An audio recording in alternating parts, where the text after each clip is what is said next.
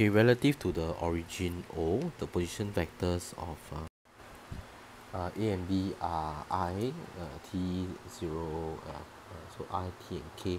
So you can basically write this down as if A is equals to 1, 0, and T, and your B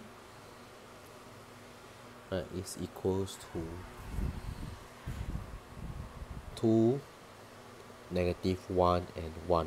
So just looking at the IJK, sometimes my comfort level is to write it in as a position vector, where the T is real as a column vector. Okay, so given that the angle between A and B is 60 degrees, so when they mention about the word angle, okay, I hope one formula that should come to your mind is that cosine theta. Right, if we talk about the angle between two vectors, you have cosine theta equals to A dot B over the magnitude of A multiplied to the magnitude of B. Okay, so with that, I want to evaluate the possible values of T. Right, so what's the exact exact values of T? So all you need to do is just to plug in the values exactly. Now theta is equals to 60 degrees, so we have cosine 60, A dot B, so be 1, 0, T, dot product with 2, -1, 1, that's B, over the magnitude of A. So the magnitude of A will basically be to square root the sum of the squares of the individual components, right, which is 1 square plus 0 square plus T square, and the magnitude of B will be 2 square plus -1 square plus 1 square. Alright, on my left hand side, right, cosine 60, right, is just equals to half, so it's equals to half. Okay, you can use a calculator for this. And the numerator, right, this will be just be 2 plus 0 times -1, which is T plus 1 plus 2 times 1, so that just give me 0 plus T over okay, so the left hand side will be 1 plus T square, the right hand side will be 2 plus 1 plus 1, which is equals to square root of 6. Alright, so simplifying this will just give me 1 over 2 to be 2 plus T over square root 6 square root 1 plus T square. Okay, and you have square root 6, cross multiply this, 1 plus T square to be equals to 4 plus 2T. Alright, so to get rid of the square root, you can just basically square both sides. I can square both sides to give me 4 plus 2T square. Alright, then quickly I have 6 plus 6T square to be equals to expanding this, I have 16 plus 2 times 8, this is 16T as well, plus 4T square. Okay, and finally I end up with, I can simplify this, I'll just leave you to simplify this. You will get T square minus 8T minus 5 to be equals to 0. Okay, so now going to this, we can actually solve this in a variety of ways. You can use you may think of using GC or calculator, but just take note that here they ask for the word exact, so it means that the answer has to be in a so-called third form. Third form or so-called exact form. It cannot be a decimal or rounded off number, so it cannot not rounded off number. Okay, so back to this question, T square minus 8T minus 5. What you can do is, if they the answer in the exact form, you can use a quadratic formula. You can use quadratic formula will be fine. Okay, so this will just give me T square minus 8T. So if you forget what's the quadratic formula, okay, or T can be so-called negative B, so plus minus square root B square minus 4AC over 2A. Okay, then negative B will be plus 8 plus minus B square minus 4AC. You have 84 over 2A, 2, so it just gives you 4 plus minus square root 21. Okay, so this will be the exact values of T. Okay, now come back to the question.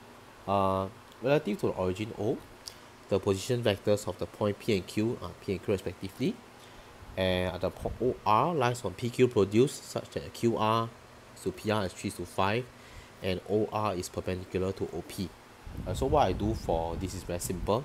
I can actually try to draw out the diagram. So the best way is to actually draw out the diagram. The best way actually is to draw out the diagram. Okay, so this is the advice that you actually draw the diagram. It will help you to solve the question better. Okay, it will solve the question better. Okay, so I draw maybe a point O. Alright, I have a point, position vector P. This is P, point P. I have Q. Alright, so when I have PQ, I have a point R that lies on PQ produced. So I'm extending PQ, give you a point R. Alright, okay, it may not be the best. It may not be the best diagram. Most importantly, it helps you to understand. Okay, such that QR, the ratio of QR is to PR is basically 3 to 5. So this is 3 units, and if this is 5 units, right? That means this is 2 units lah. Okay, and OR is perpendicular to OP. So OR is perpendicular to OP. So basically, okay, not very well drawn diagram, but this is 90 degree lah. Okay, so very quickly, if they use when they talk about this perpendicular, you can basically see, if I try to dot product OR and OP, that will give you 0. This should ring in your head. And if they use this, one thing that should ring in your head is basically ratio theorem. Alright, it's ratio theorem. So there are some hints that you should be using. So first, what can we do? Alright, using ratio theorem, right? Using ratio theorem. Right, when you use ratio theorem, you need to write down we are using ratio theorem. Okay, OQ, based on this diagram, you can see that OQ, which is basically Q, would be 2 times of OR plus 3 times of OP, which is P. Okay, maybe I shouldn't use I should use sorry, let me just because we have not defined OR to be this, so let's write OR instead. Okay, over 5. Okay, OQ, as we have defined earlier, is basically just Q lah. Okay, small q.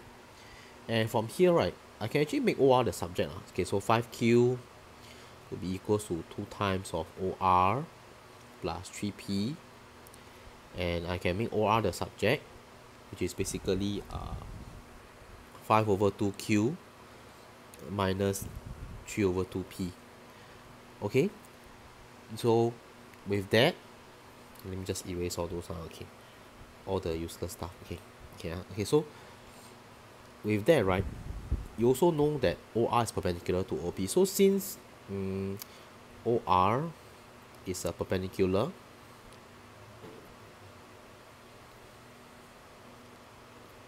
to OP, alright, you basically can say that OR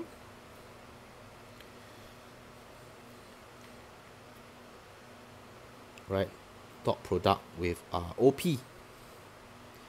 should be equals to 0. Alright, and using vector algebra, we can expand this easily. Alright, so you remember that if A dot product with B plus C, right, or whether it's minus, is the same as A dot B plus A dot C, we can just expand the bracket.